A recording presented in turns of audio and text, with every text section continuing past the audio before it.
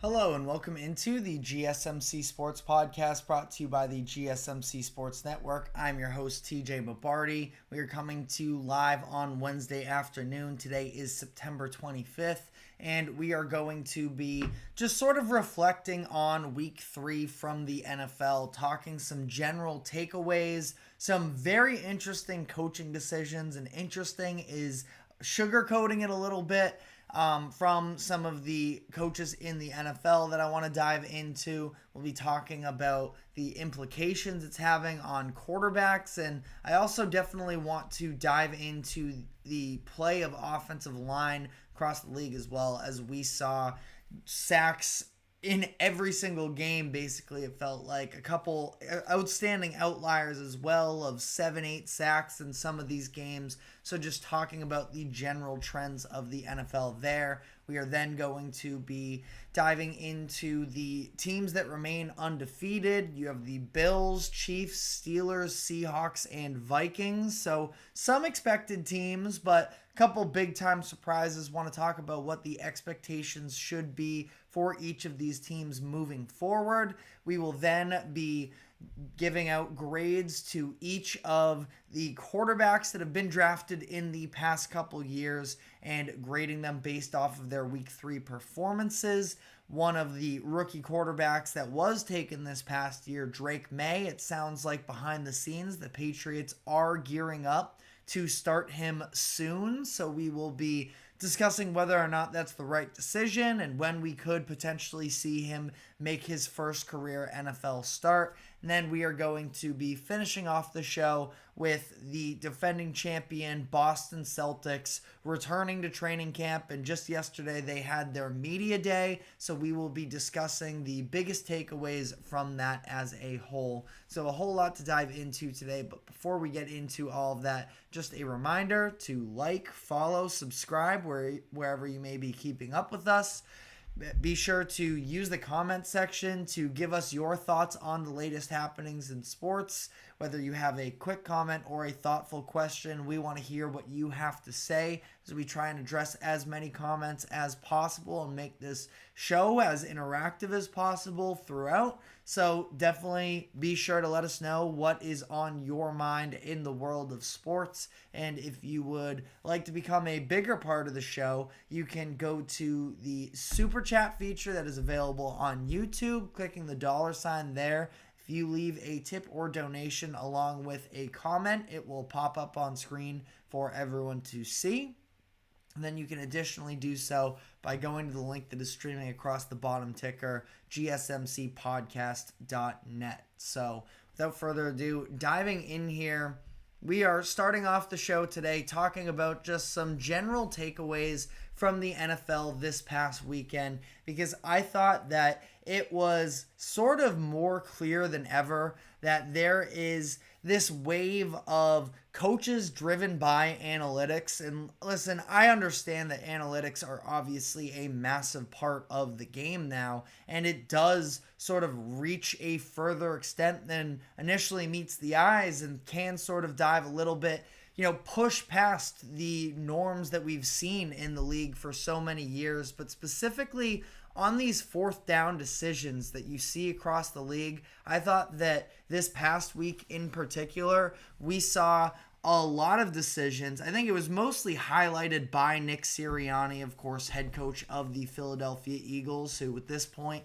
is now in the spotlight. Came into this year with a very fair share of scrutiny after the meltdown down the stretch of last season, just a little bit based off of his, in the least offensive way possible, he's a little bit obnoxious. And I think that, he would probably acknowledge that to some degree, yelling at Chiefs fans on his way out of Arrowhead last year. I can't remember if that game was actually in Arrowhead, but, when he yelled at the Chiefs fans last year, and coming off of Monday Night Football, where he decided to pass the ball on that 3rd and short that ultimately left the door open for the Falcons to have more times. They go down the field, score the game-winning touchdown, and, the Eagles sort of fall apart there. in this game, I thought that the only reason the Saints were in this game against the Eagles, where they eventually, the Eagles end up pulling this one out 15-12, the only reason the Saints were in the game, in my opinion, was because of poor coaching. Now, Jalen Hurts definitely deserves at least a little bit of the blame, letting the Saints off the hook by throwing that bad red zone interception, although there is definitely the other side of that as well, where Devontae Smith could have ran a better route, but that's neither here nor there. There were a couple fourth down decisions from the Eagles when they were in field goal range that just, again, the Eagles dominated the Saints throughout the entire game in terms of time of possession and with the overall yards. The Eagles outgained the Saints 460-219. So they doubled up the Saints just about, or a little bit short there, but almost doubled up the Saints in total yardage in this game. But came down to a field goal score because there were a number of opportunities where Nick Sirianni decided to go for it on fourth down and sort of just allow the Saints to remain in the game. And I don't know if it was to some degree trying to chase what was the points left on the board from that decision to go for it in the red zone early on in the game. But you are talking about, and you know what? Ultimately, the Eagles, they finished this game 1 for 3 on fourth down. So it's not even like it was entirely abysmal for them. But, overall, you see them multiple times having to turn the ball over on downs. And specifically, I want to reference the 4th and short situation where they decided to, fake the tush push and go with a Saquon Barkley end around on the other side. And specifically what drove me so crazy about that play call was because it was at the end of the first half where this is a situation at that point. The Eagles, they are on the Saints 15-yard line. They have one timeout remaining. So in theory, it's you pick up this fourth down conversion. Now, I don't hate the idea of getting Barkley out in space and maybe seeing if he can break it, but realistically speaking, the odds were not in their favor that they were going to be able to score on that play. So you risk going for it on fourth down, and then if you do get it, you probably have one timeout left. You get to throw maybe 1 or 2 shots to the end zone, and then if not, you're settling for the field goal anyways. I just think that the risk reward there is so not there. And then the play call on top of it as well. I understand, again, you get the idea of, the Saints defense should be so sort of boxed into that tush push that maybe the end around is available, but it just wasn't. Again, risk reward there, I just did not think it was there whatsoever. And instead of going into a game at halftime where it's evened up and you have the momentum, you just got on the board and you can continue to build off of that, instead, they go out on downs and they are losing at halftime 3-0, and it just feels like a massive letdown for their offense. They then decide to go for it on fourth down again, coming out of the half once again in field goal range. And it's not just Nick Sirianni. I think across the board, a lot of coaches are getting so caught up in these fourth downs. Raheem Morris on Sunday Night Football as well. I mentioned this before on Monday that I thought that he had a pretty bad sequence towards the end of that game with the fourth down decisions.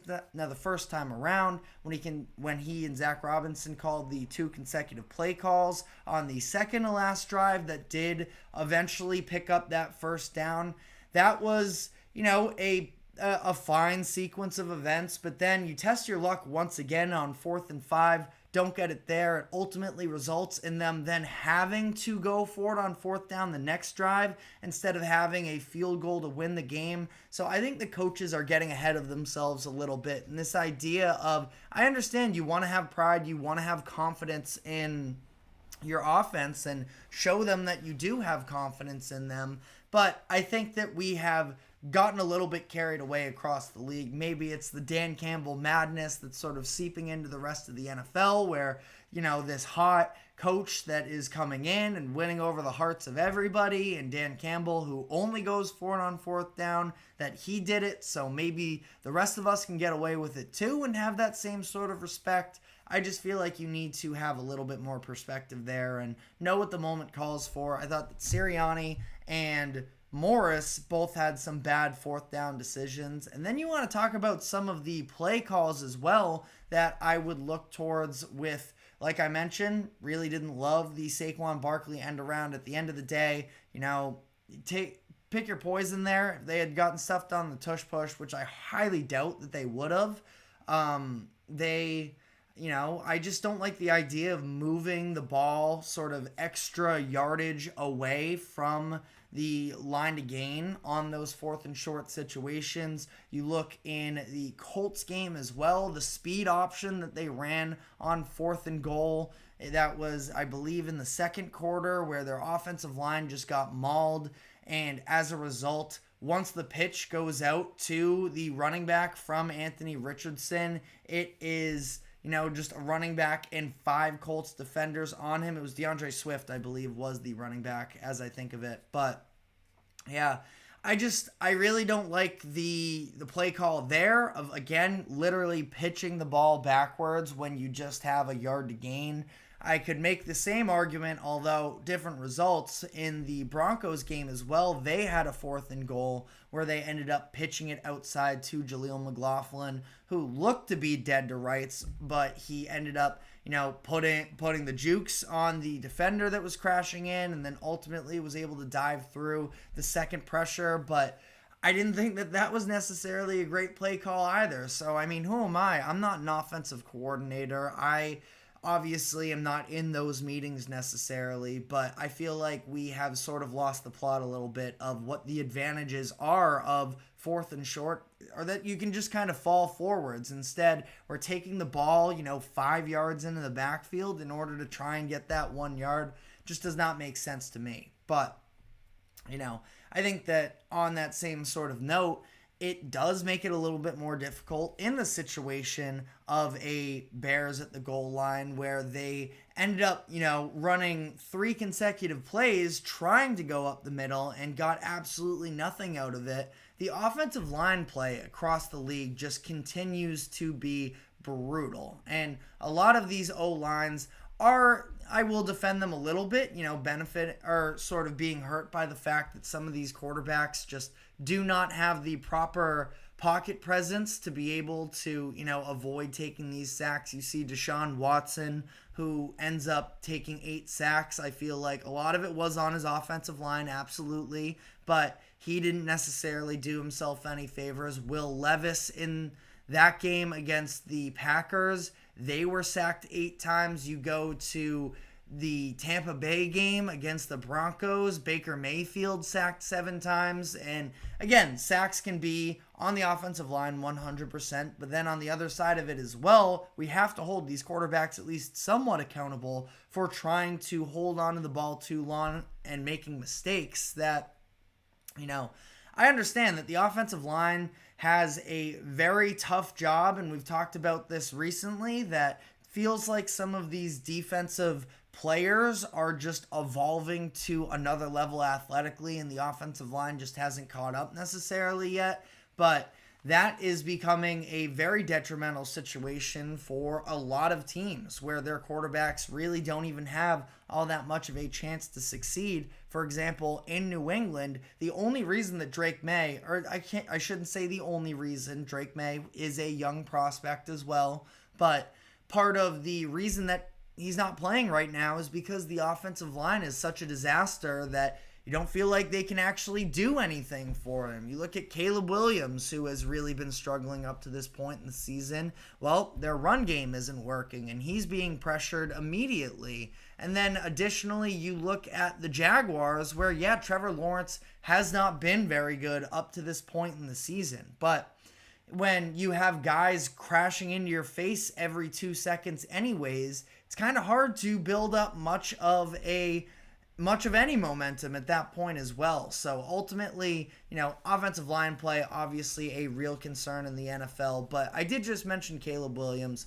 What I will say is that, My last sort of takeaway is that fans of some of these teams with the young quarterbacks can take a deep breath, because we are seeing across the league some of these young guys taking proper steps in the right direction towards taking their game to the next level. Jaden Daniels, obviously the prime example of that. He came out and shined against the Bengals on Monday Night Football, but I'll add Bo Nix had a pretty nice game as well. He wasn't excellent necessarily, but he was very solid, looked like he was capable of managing an NFL game and taking advantage there. So I thought that there was a lot of good out of Bo Nix, where it had looked really bad through 2 weeks, and there were some people calling for them to already bench him, and now they can relax a little bit there. Caleb Williams, I understand expectations sky high for him. A lot of people don't necessarily like his personality, but ultimately speaking,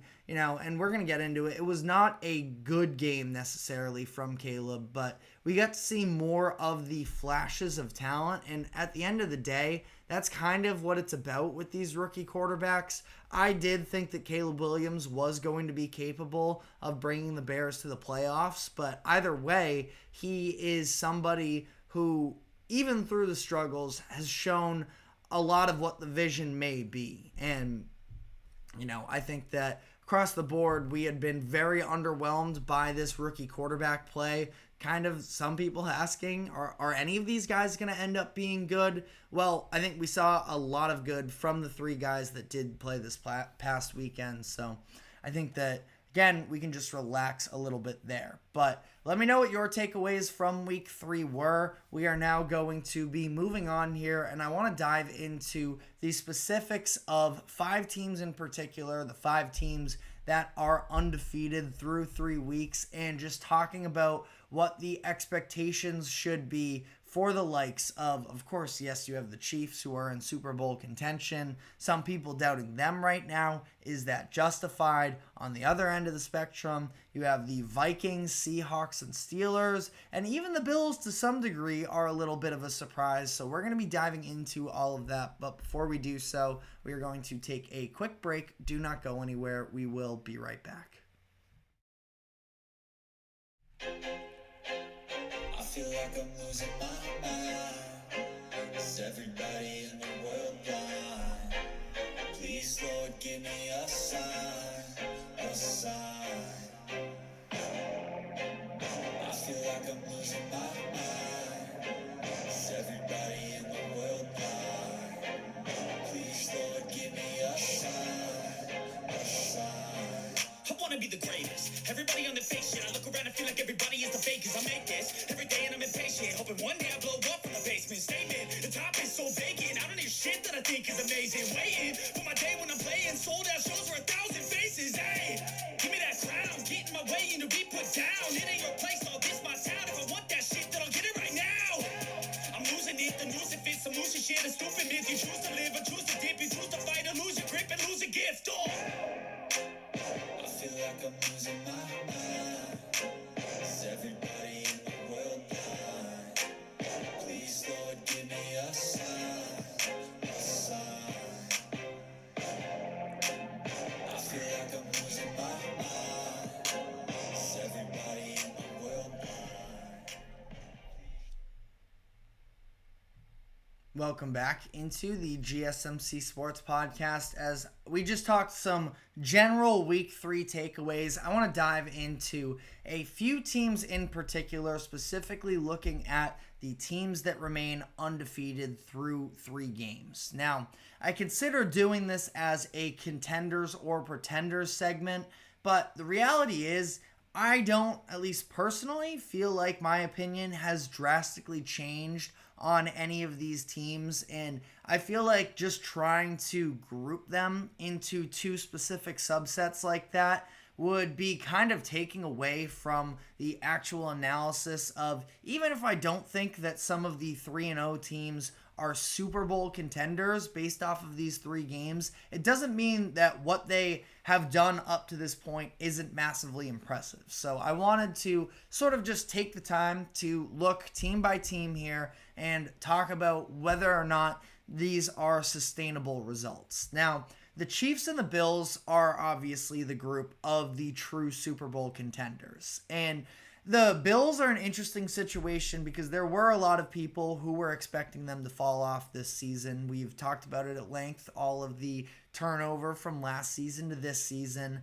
And I was somebody who picked the Bills to win the division once again. That being said, though, I did not anticipate this level of dominance early on. Now, they haven't been exactly tested all that much yet, but I think that you can sort of flip that either way because I still think that the Cardinals can easily be a playoff team this season, and the Bills were able to sort of stymie Arizona's offense in the second half of that week 1 matchup to come back into that game. Week 2 was against the Dolphins where, yes, Tua goes out, but the Bills were dominating through 3 quarters up until that injury anyways. And then you look at this past game, I understand the Jaguars are a mess right now, but that's not to say they aren't without talent. And Josh Allen is playing at an MVP level. I think he pulled up to the front of the MVP race with that game.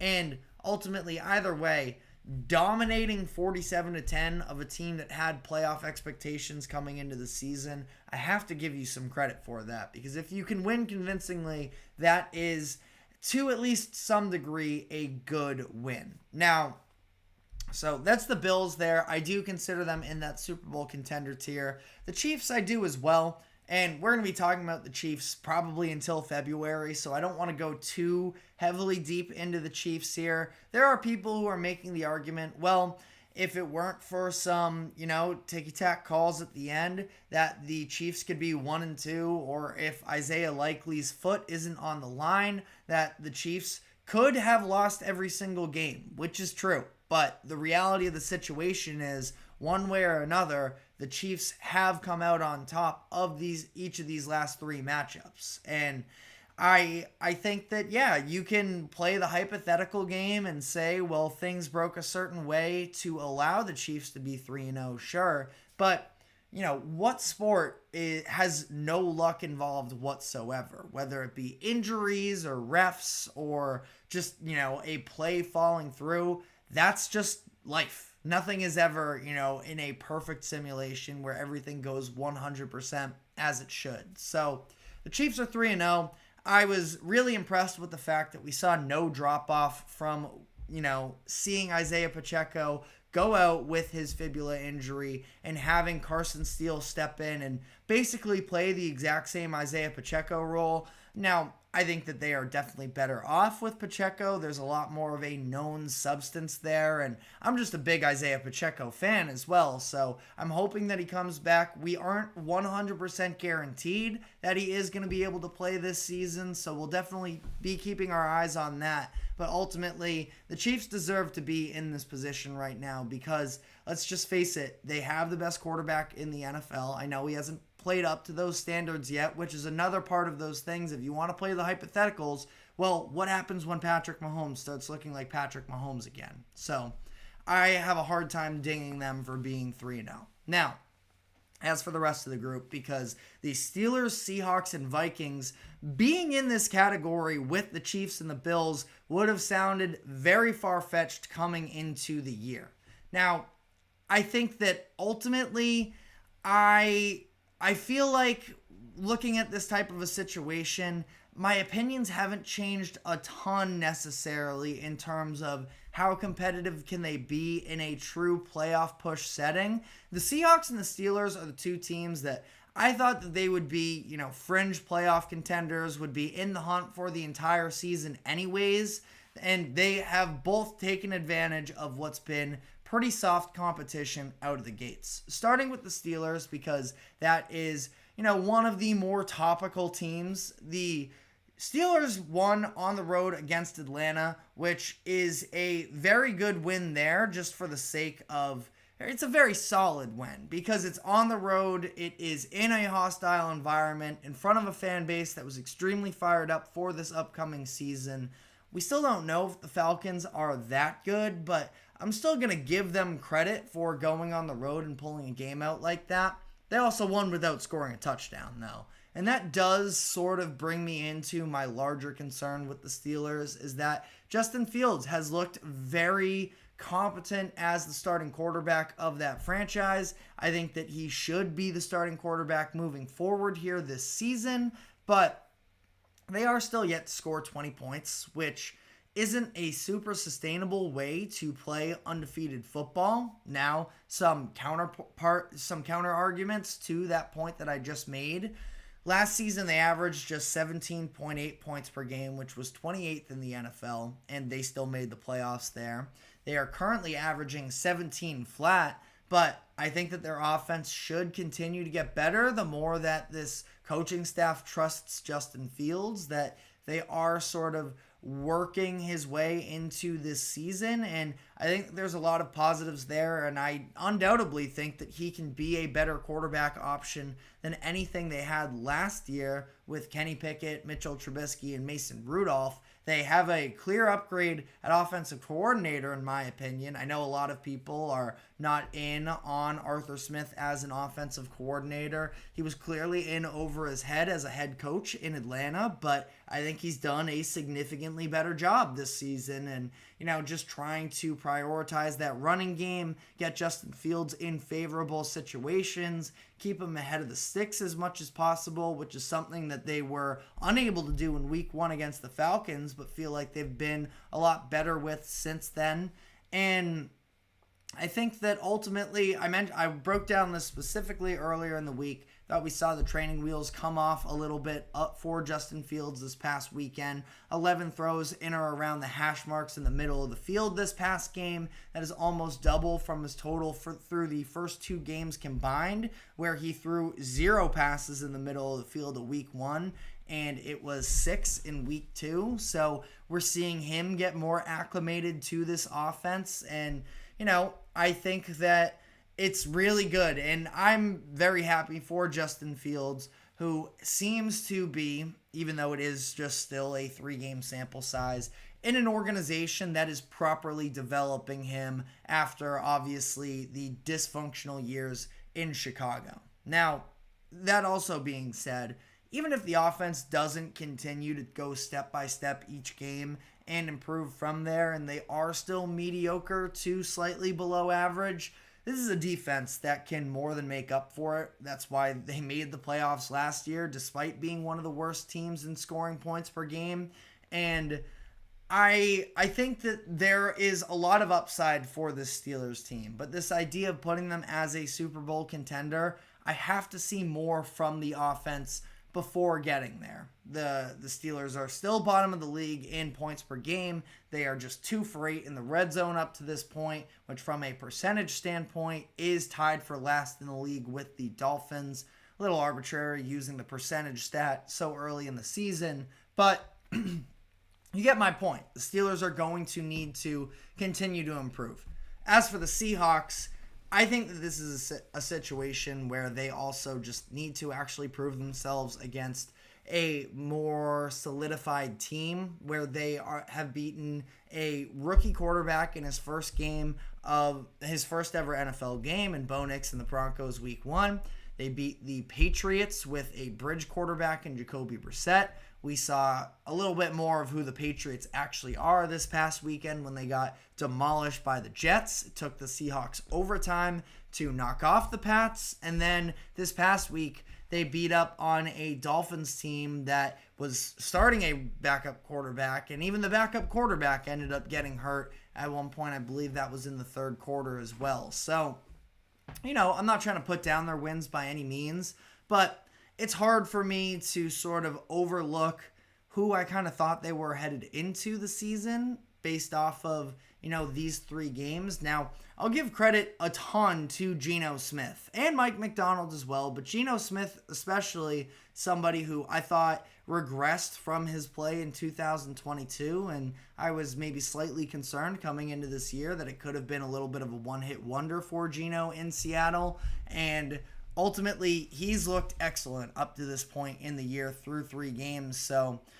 give him credit, give Mike McDonald credit for almost immediately turning around that defense. Like I mentioned, not a very high level of competition up to this point, but allowing just 14.3 points per game through 3 games. That is something that is going to be, tested a little bit more. I think that personnel-wise, the Seahawks have some playmakers, but we're still sort of waiting to see them shut down an actual elite offense. Next week, they have the Detroit Lions. Run defense has been one of the biggest struggles with the Seahawks these past couple years, and you have one of the best offensive lines and one of the best, if not the best, running back duo in the backfield there. So that will be a significant test. I'm not saying the Seahawks need to win that game. They need to show that they can hang around with these legitimate Super Bowl contenders as well, though, before I put them into that conversation. And then I want to finish off here with the Minnesota Vikings, where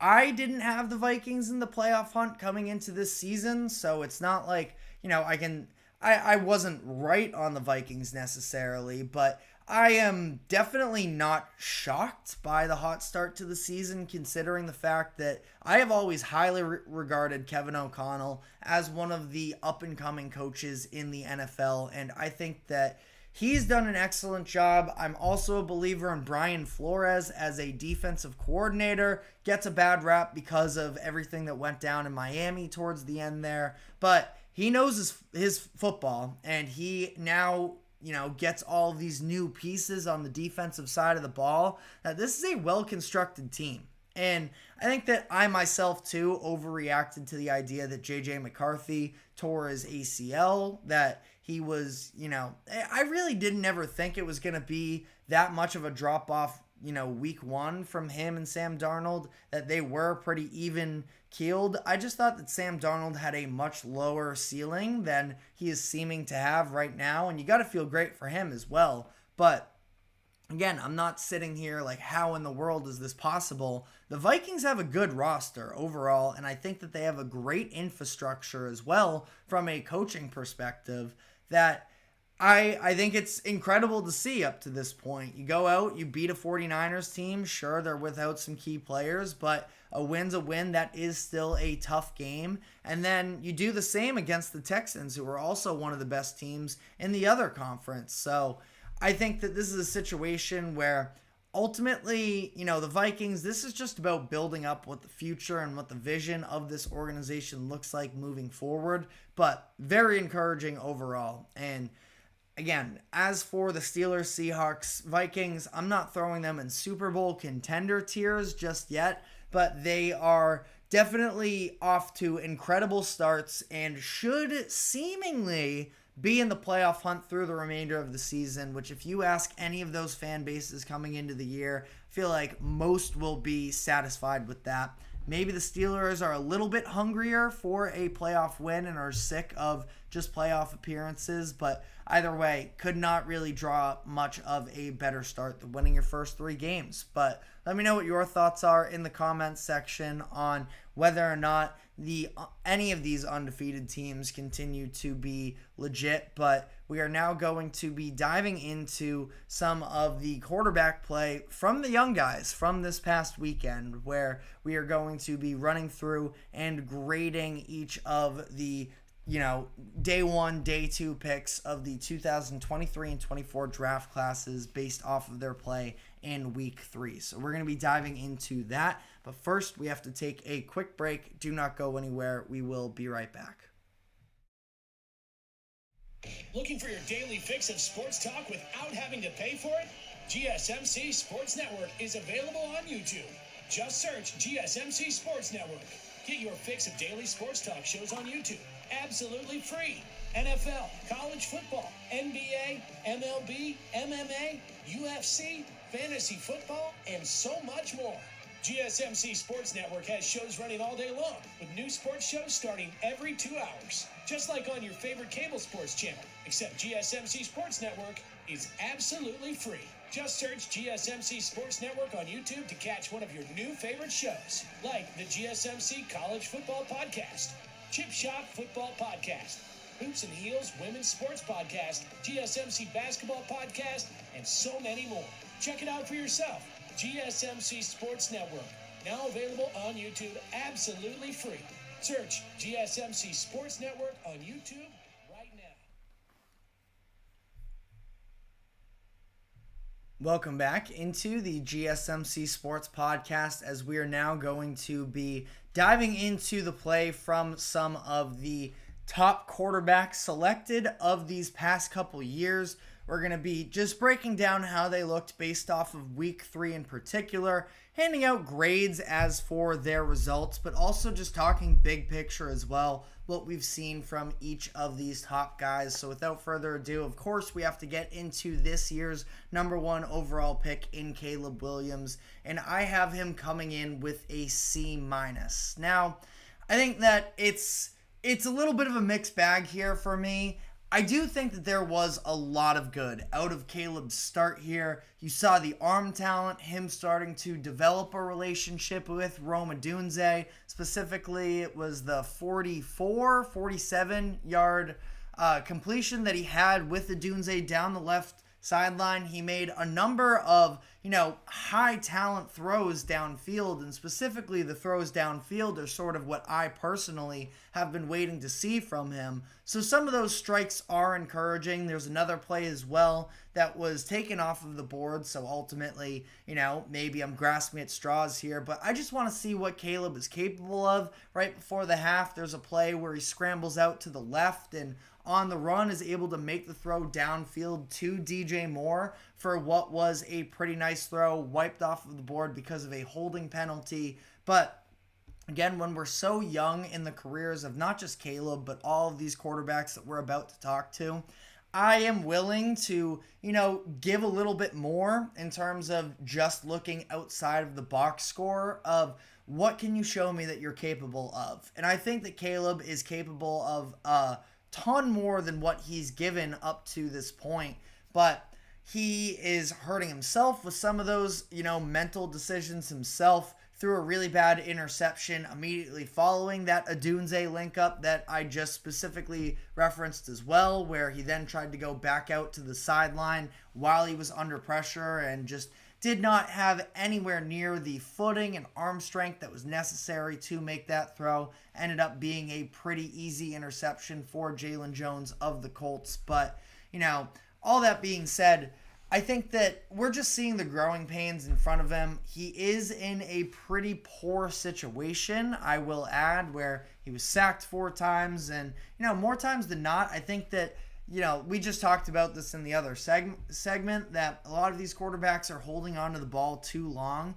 I think that Caleb has actually done a pretty good job learning from his mistakes at USC, specifically in week 1 against the Titans, that he is doing a better job of getting rid of the ball, just throwing it out of bounds when he feels that pressure coming. That I think we're seeing a lot of the developmental process there, but still a lot of bumps to his game. Doesn't help that the offense around him, the offensive line and the run game specifically, is what is struggling so much for him. So all in all here, I gave Caleb Williams a C-. He was definitely a below average quarterback this past weekend with 3 turnovers. But that being said, the arm talent is very clearly there, and it's starting to peek its way through the box score. You see him, I know, on 52 attempts, so, don't kill me on it, but he ends up throwing his first and second passing touchdowns in this game, over 300 yards for the first time in his career. I think there's a lot of positives moving forward, but I really couldn't get above a C- because of the mistakes that he made as well, that I'm sure he's going to continue to iron out. But the number 2 overall pick in Jaden Daniels. I mean, what a performance from him on Monday night against the Bengals. Incredibly exciting to watch, especially as we sort of have been sitting here watching some of these young guys of, who's going to take that next step? And no one really was answering the bell. Jaden has been the most solid, reliable young quarterback of these past couple weeks, but we still really hadn't seen him attacking downfield all that much. And we talked about this yesterday as well, the fact that Cam Taylor-Britt was sort of calling Washington's offense a college offense, and that Daniels does a good job of operating that college offense. Well, now we got to see the NFL aspects of how his game can translate, because he has the arm talent, and the 2 throws down the field to Terry McLaurin, and just the fact, in generally speaking here, you talk about someone who had over 50% of his completions from week 1 and week 2 at or below the line of scrimmage, and then coming into this game where he started pushing the ball downfield more, he had more completions of 10 plus yards than he did at that line of scrimmage, and he improved his efficiency, 21 of 23. I understand Bengals defense has its flaws, but again, Daniels was just entirely in control of this game. The one moment it seemed like he didn't have control over the game was on that 3rd and 7 with about 2.5 minutes left, and he delivered the touchdown strike to Terry McLaurin. Now, a little bit of hesitancy maybe at times, but overall still, I don't know what would have been an A-plus performance really for a rookie if not for what Jaden Daniels was able to show on Monday night. So super encouraging there, and we have now a new frontrunner for the Rookie of the Year award. Bo Nix, thought it was a very solid performance overall for him, and this is somebody who it was, there were murmurs about whether or not he was capable of being a starting quarterback. There were people talking about, well, should the Broncos actually look to bench Bo Nix moving forward here and try and go with one of the veterans, more specifically Jarrett Stidham. And Nix was able to go on the road in this game into Tampa Bay, who had sort of been barreling through the first couple weeks, and just silence the doubters a little bit. Now, he wasn't elite by any means, 216 yards, but he was efficient, 25 of 36. He still does show that he has those legs under him. He scores a rushing touchdown in this game that he was just able to help the Broncos actually sustain drives and look like a legitimate NFL offense. And as the pressure was heating up for Nix and for Sean Payton, he was able to sort of silence those doubts a little bit. Now, again, not great necessarily. I was going back and forth between a B- C+ because I do think he was an above average quarterback. Didn't necessarily have the star power and the flashes like that. But I think that ultimately when you're talking about Bo Nix and what he needs to be for this Broncos team and specifically for Sean Payton's offense, he just needs to not make mistakes, play the game that Payton is calling, and sort of ease their way into it. I thought this was a great step in the progression for Bo Nix. I gave him a B-. Now going to the class of 2023, CJ Stroud, who has been dynamite since the moment he stepped in the NFL. This was one of his weakest performances of his career up to this point. It is his second career game with multiple turnovers or multiple interceptions in particular, but I still don't think he was that bad, honestly, and I thought that it was a lot more about the team around him than it was him himself. Now, 2 interceptions, not great. One of them was tipped at the line of scrimmage and fell into the hands of a linebacker. The other one was a clear misfire that he definitely deserves blame for, trying to attack downfield. But overall here, I think that he was sort of in a situation here going against a Brian Flores coach defense that understands there is very little run game. So we have the ability to understand that we just have to protect deep in the passing game and then occasionally throw those blitzes at you. That's a revamped defensive front. We saw Jonathan Grenard get home a couple times, and that was a very, very bad game from Houston's offensive line, which I think is a bit uncharacteristic. We talked about this on Monday. The fact that Laramie Tunsil, their star left tackle, had 5 penalties. I have a hard time imagining there are that many games of Tunsil reaching that number of flags. So Shaq Mason as well. He just got tossed by Grenard for one of those sacks as he, had a nice revenge game against his former team that I don't know how much more Stroud really could have done in this game. 2.7 yards per carry from the rushing game. It's even worse if you take out the fact that Stroud was almost the leading rusher on 3 carries for 12 yards, that Akers was the only one with more of them, 9 for 21 there. So I'm maybe being too kind to CJ Stroud, but honestly, I couldn't go lower than a C here because I don't know how many quarterbacks would have been able to win that game. Sure, it looks bad when you end up getting blown out 34-7, but I still stand by Stroud. Even on some of the big plays, he had a big connection to Stephon Diggs at one point. It might have been right before the first half, but then it was an illegal formation penalty that got that pulled even further back to a 3rd and 20. I just feel like ultimately here, there's not a lot that you can ding Stroud for. I thought that he was pretty impressive throughout. Again, that second interception, that's a rough one, but I still think that I still have full confidence in Stroud, and I really don't think he played all that bad in this game. But if you disagree in the comments section, let me know why. Anthony Richardson, I have him sort of in a lot of cases the same way that I view Caleb Williams, who, the two faced off against each other in this game. Richardson, one less turnover where he had 2 as opposed to the 3 from Caleb Williams. But at the same time, I have a lot of the same gripes with him where I feel like the decision-making process for Richardson is something that I still feel like is far from refined. You look on, even as something simple as the first play of the game where he ends up holding onto the ball way too long on an RPO to the point where all of their linemen are at least 3 yards downfield, and then he decides to throw it for an illegal man downfield penalty. Things like that. He kind of got lucky, at least in my opinion. I've seen it be called both ways. Last thing I'm going to do is complain about the refs, especially in a game that I want Anthony Richardson to succeed. So, it's not like I have a dog in the fight necessarily. But I thought he got a little bit lucky on a fumble that could have been called. But eventually they said that forward progression had stopped it. I saw that called both ways this week. Once in the Patriots game where Brissett was whistled down. Once in the Chiefs game where Mahomes was wrapped up in the same way and he didn't get whistled down. So, listen, don't want to, speculate, play the hypothetical game. Richardson easily could have had an additional turnover in that game.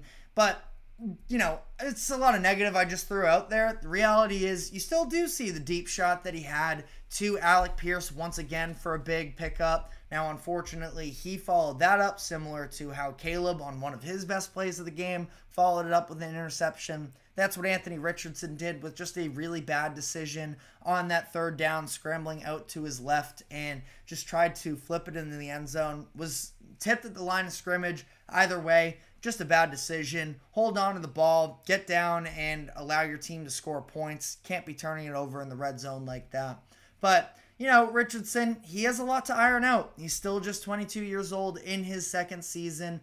I think that there is a lot of good buried in there. But again, just the decision-making process for him, I have been very underwhelmed with up to this point in the season. The accuracy still is something that is a little too inconsistent for me. But all things considered, he wasn't terrible. Definitely wasn't the worst quarterback I saw this week. So I gave him a C-. And then final quarterback here, Will Levis. This is maybe a little bit harsh. Even as I look at this in comparison, I maybe should have knocked Richardson a little bit further down, but so be it. Here we are. Let me know in the comment section if you disagree. Will Levis, it's not like he was terrible all the way throughout the game. What's so frustrating is that, making those costly mistakes on a regular basis and the fact that he still just hasn't gotten it through his head yet necessarily to be able to overcome those decisions, where you're looking at 3 turnovers in this game. Now, if you're an optimist, you can make the argument really only one of them was on his fault, which was the pick 6, and that's why I sort of ding him a little bit heavier for it, is because he continues to put points on the board for the opposing team and take points off of the board for his own team. And that's just something you cannot do as a quarterback. And on top of it, I don't feel like he has the ceiling of a Caleb Williams or Anthony Richardson from what we saw this past weekend.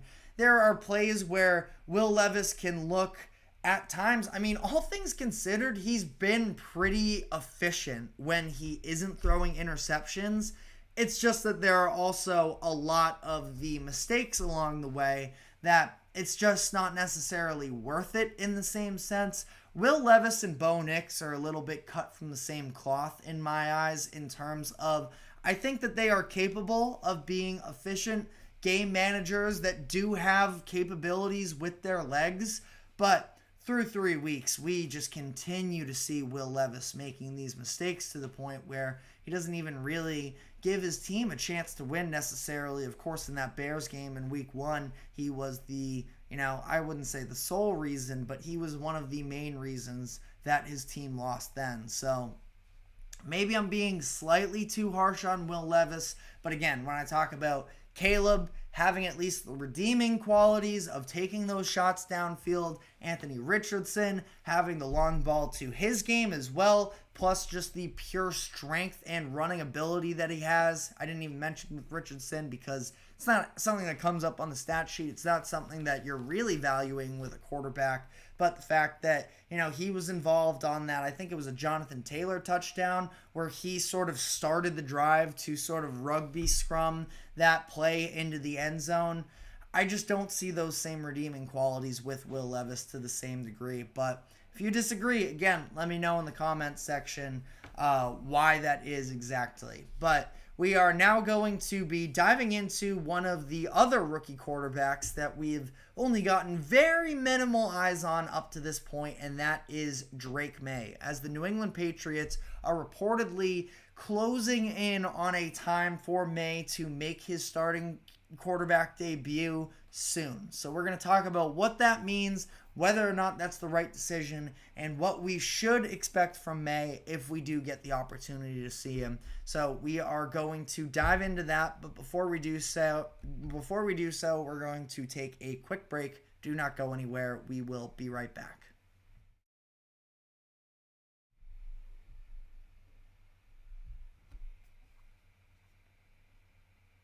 For the best and latest podcasts available anywhere, go to the podcast app on your cell phone and type in GSMC to access free content-rich podcasts on health and wellness, book reviews, sports, entertainment, relationships, social media, movies, technology, finance, and even weird news. Subscribe and download the GSMC Podcast Network's family of shows, available everywhere podcasts are found.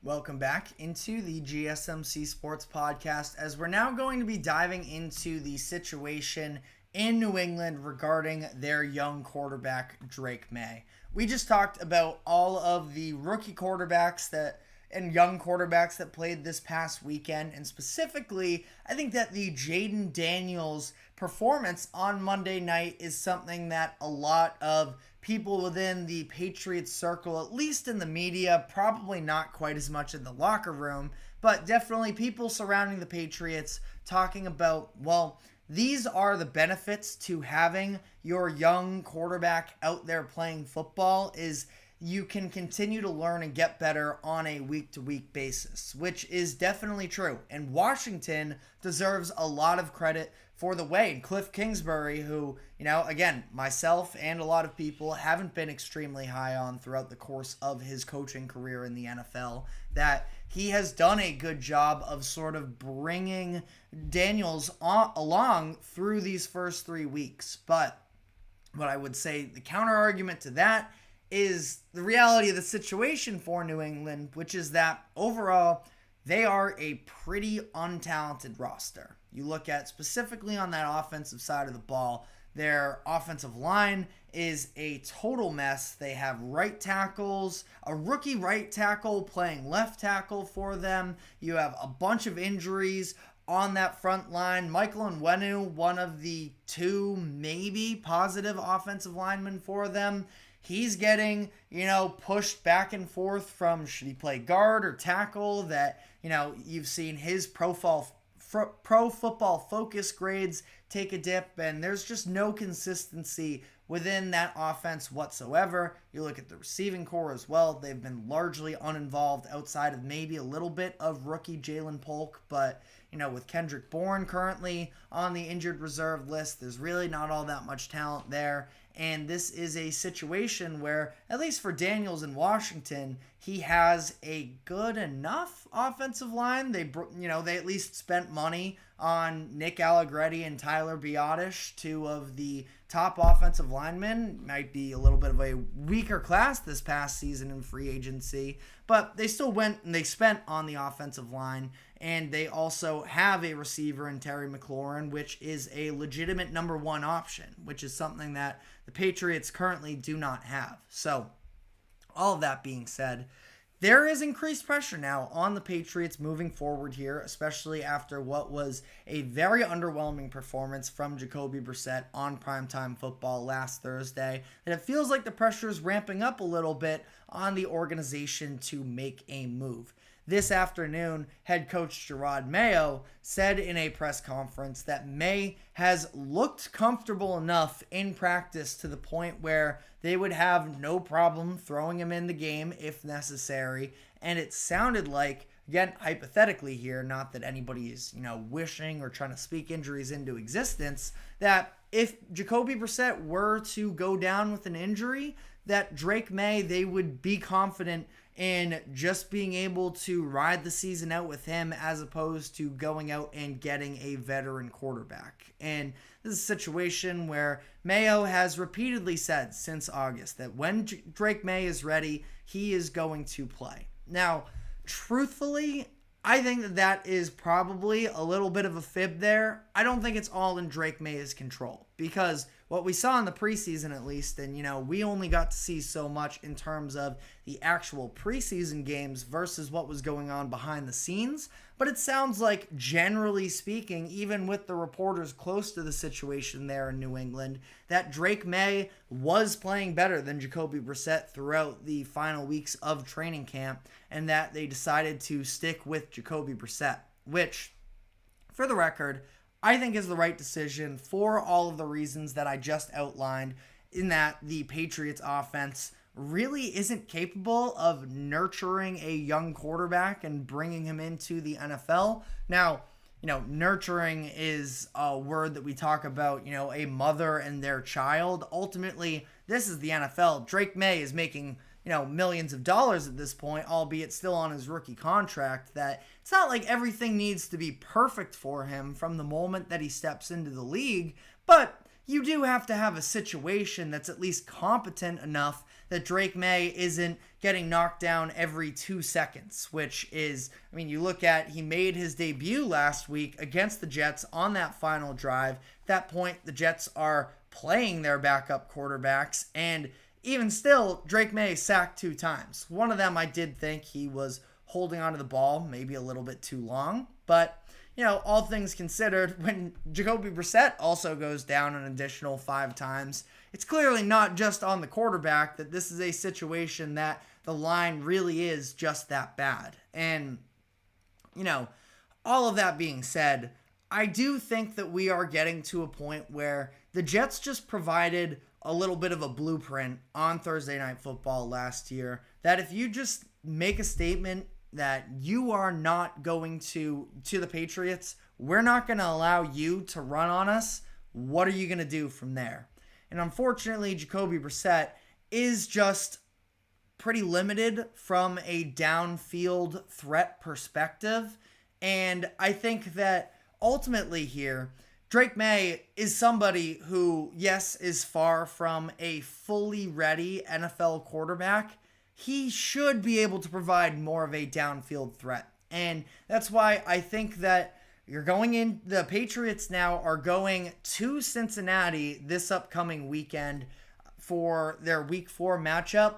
I feel like there is a very strong chance that could be Jacoby Brissett's last start with the Patriots, because when you look moving forward here with the Patriots schedule, which is one of the more difficult ones in the NFL, it's not like you're exactly going to get a ton of opportunities to, start him and have some sort of cupcake waiting for you on the other side. That it feels like Week 5 against the Dolphins at home may just be the perfect time for him to be able to make his debut. Because if you look at the schedule, again, in San Francisco this upcoming week, they're very clearly sticking with Brissett for this game. We would have heard otherwise by now if anything different were to be the case. Brissett will probably have a chance to, if he plays well in that game, I have a hard time imagining that they're just going to bench him outright. But then from there, week 5, Miami is at home. Miami's a banged up team. You probably don't need to, because of the fact that I can't imagine Tua's going to be playing football by then. Still a talented offense, but we saw what just happened against Seattle the other weekend. And I think that we are going to see the Patriots not have to put up 30 points in a race to keep up with the Dolphins, that you get that game at home. You're at home again against the Texans, which is a tough matchup. But again, you're not going to have the perfect cupcake landing spot. Then you are on the road in London, in Jacksonville, where that's a weird one, but at least you have a couple games experience under your belt by that point. And then you come back home and you are home again against the Jets, which is a tough defense. Absolutely. They just showed that against the Patriots last weekend. But you're talking about 3 home games and a weird game in London, but at least it's a mutual field. The Patriots are actually, the Jaguars are the new London team based off of the fact that they get sent there every year. They're actually playing 2 games in London this year. But if I'm not mistaken, and if we have any, fans from London in the comment section, feel free to correct me. But I feel like the idea, the reputation, at least I've seen one Patriots game in London where the Pats are actually one of the more popular teams overseas, considering the fact that during the Tom Brady years, they were good enough to the point where, they were one of the only teams that were available to international countries from a viewing perspective, that they were playing in the playoff games and the Super Bowls, and that, it's not like it's going to be this situation where Drake May is going to be against a hostile crowd. He can play his first 4 games avoiding being in that hostile situation as he works himself in.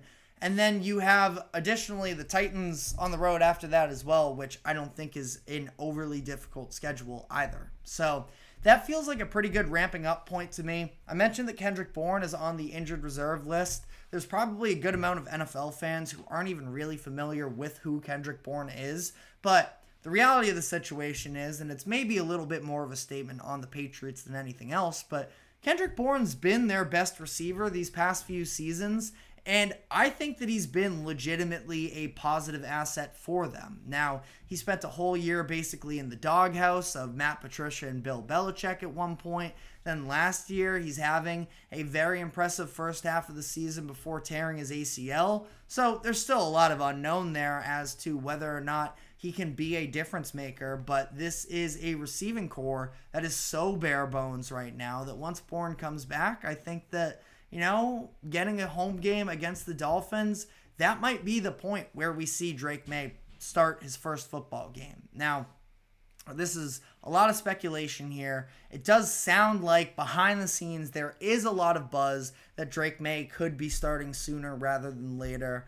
And as much as I do feel like the Patriots should try to protect Drake May from themselves, I also feel like at a certain point, you can only last so long in an NFL season throwing for 100 yards a game, which is basically what the case has been for the Patriots, where you go game by game for them. Their total yards as a whole against the Jets this past weekend was 139. Only 61 passing yards total when you add sacks onto that. Then you go against Seattle, where you actually get a good first half from Jacoby Brissett, but you finish with 125 passing yards in that game. And then against the Bengals, now that was more so about them just trying to control the clock and not let Joe Burrow touch the ball, but it's 120 passing yards in that game. So they can only, play this limited style of offense for so long.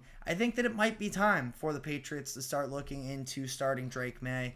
But again, I would not be in any hurry to rush him. If Jacoby Brissett can provide, can show that he is enough to hold down the offense, I would lean in his direction. But that being said, the pressure is sort of mounting a little bit for the Patriots. But let me know what your thoughts are in the comment section as we are going to move on to our final segment of the day. Sticking in New England, the reigning NBA champion Boston Celtics just had their media day yesterday afternoon. So I want to dive into some of the biggest news in regards to specifically the injury situation with Kristaps Porzingis and how that will affect their actual on-the-court play. Maybe touch a little bit on the selling of the ownership situation and just talking about where this team appears to be at from a mental perspective heading into their title defense. So we are going to be diving into all of that. But before we do so, we're going to take our final break of the show.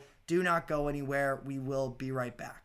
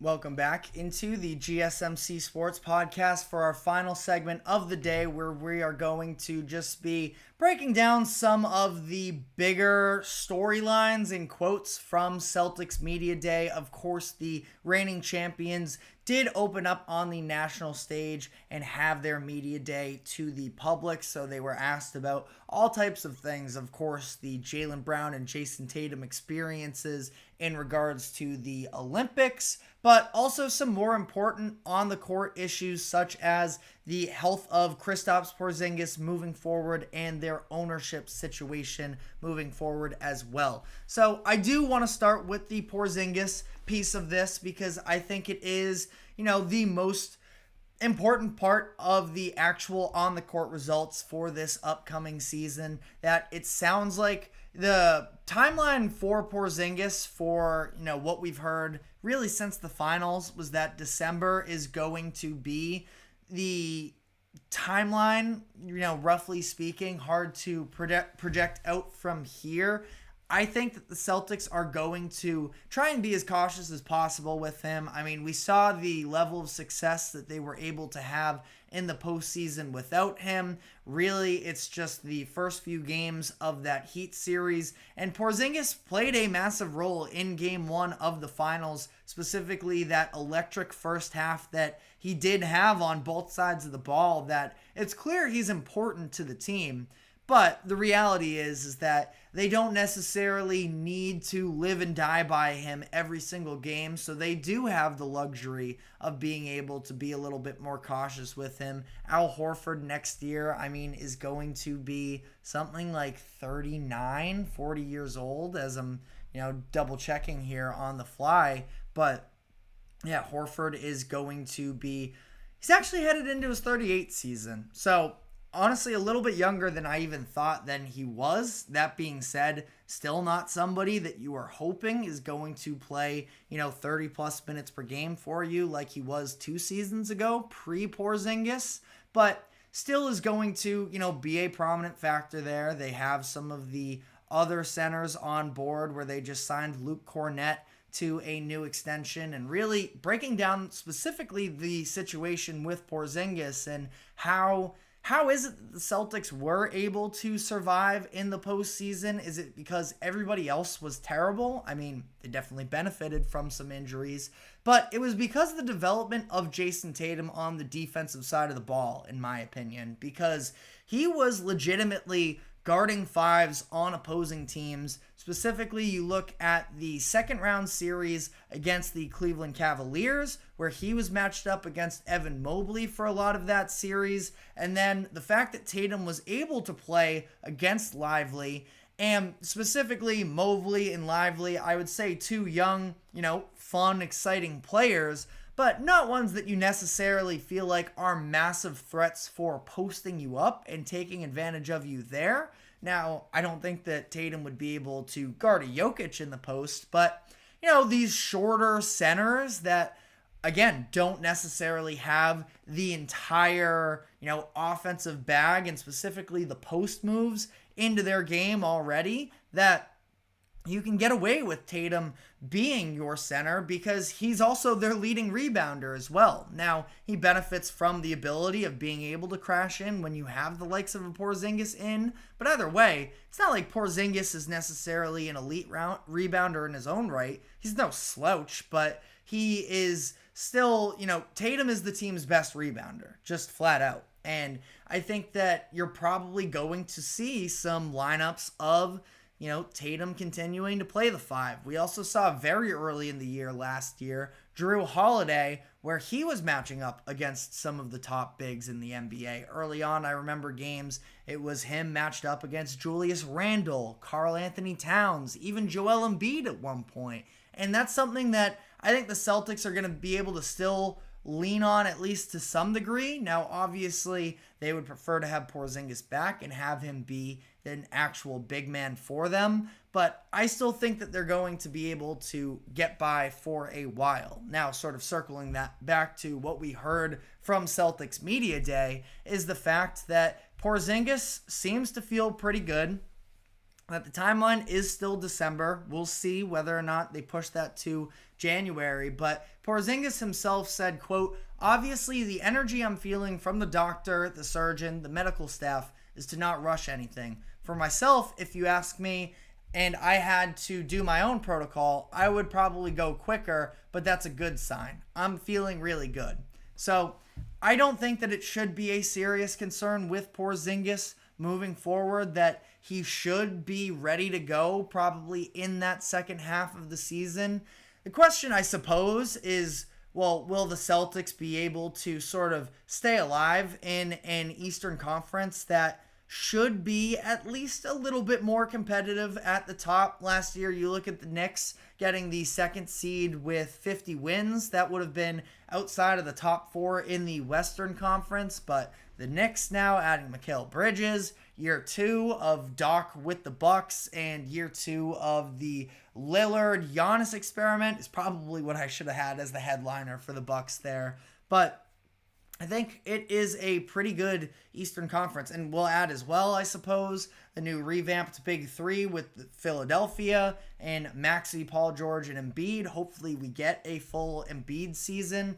That I think the Celtics are going to be able to tread water pretty well, but we will have to see. But it's going to take the Celtics also having that want, and that was kind of my biggest takeaway. And obviously we're talking about quotes here from a media day. You're not going to get a team saying, "Oh yeah, we're thrilled that we got this championship and that's it." That's just never going to happen in professional sports. But I do feel like the way that this whole offseason sort of unraveled for them, that the first question Jaylen Brown is getting asked at media day is about not being selected to Team USA. And he was a little bit caught off guard. But then when he starts answering the questions, he is getting into that there is a situation that, he feels like he has to go out and prove himself. And I don't think that that's a bad thing whatsoever, where he feels like, he called it, quote, "for obvious reasons, he needs to go out there and assert himself," which I do still feel like is a good thing. And then you add on top of that as well the fact that Jason Tatum was getting inconsistent playing time in the Olympics. And there is this conversation about the fact that he ended up not winning finals MVP. And to that, Tatum said, quote, Joe, as in Coach Joe Mazzulla, was probably the happiest person in the world that I didn't win finals MVP and I didn't play in 2 of the games in the Olympics. So that was odd, but if you know Joe, it makes sense. And this is the same Joe Mazzulla who, this was a couple weeks ago, he was talking to reporters and he had given the quote about the phrase defending a title as a very passive-aggressive term. He said, quote, if you look at the animal kingdom, some of the strongest animals don't defend. They're the most aggressive and they attack the most. Like, that is such a Joe Mazzulla quote. Is he a little bit of a psycho? Sure, but I think in the best way possible. That I think that his energy is sort of infectious to the team. And it feels like what I got from that Tatum quote as well is that Joe is going to be sort of tugging at the strings throughout the season to sort of remind this team, or at least try and manipulate almost this Celtics team into having their chip on their shoulder. Because this is, whether you like them or not, I think it is entirely disingenuous to completely disregard last year's Celtics team as one of the most talented in NBA history. You want to argue that they benefited from injuries in the playoffs and stuff like that. I hear you, and also benefited from not having to go up against the likes of Nikola Jokic and the Nuggets, which I do think would have been, realistically the only team that would have stood a real threat to the Celtics, in my opinion. Injuries aside as well, I would take, the Celtics over the Knicks or the Heat, even with the injuries there.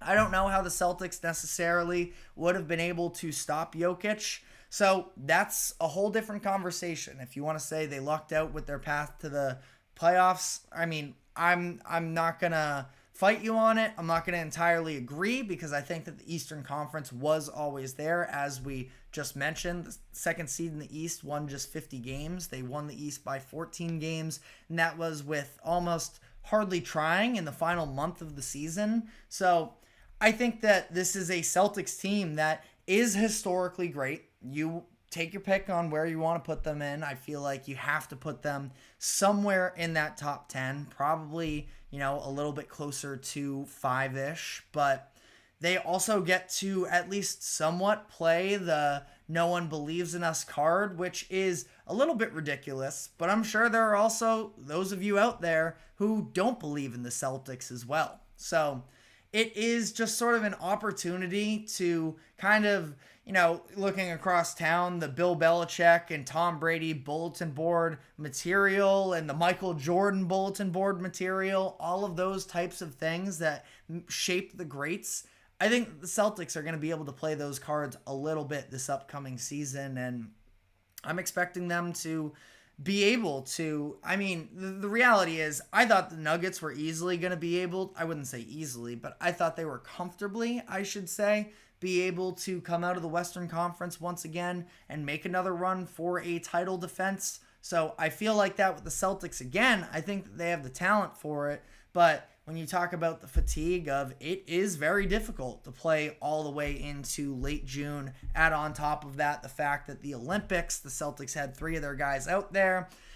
They have their share of challenges, but I do feel like those challenges are sort of more internal than across the Eastern Conference. And I say that also acknowledging that the East should not be quite as easy of a cakewalk as it was last year. And even if the Celtics were to be able to, pull off another championship run, I have a hard time imagining they lose just 3 games in that run. That there are going to be more difficult teams in their path. But let me know what your thoughts are in the comments section. That is all the time we have for today. Thank you very much for tuning into the GSMC Sports Podcast. Thank you to the GSMC Sports Network for allowing us to host this show. Remember to like, follow, subscribe wherever you may be keeping up with us. Be sure to check us out on social media as well for more exclusive short content. And we will be back tomorrow afternoon, same time as always at 2 o'clock p.m. Eastern. We will see you then. Take care.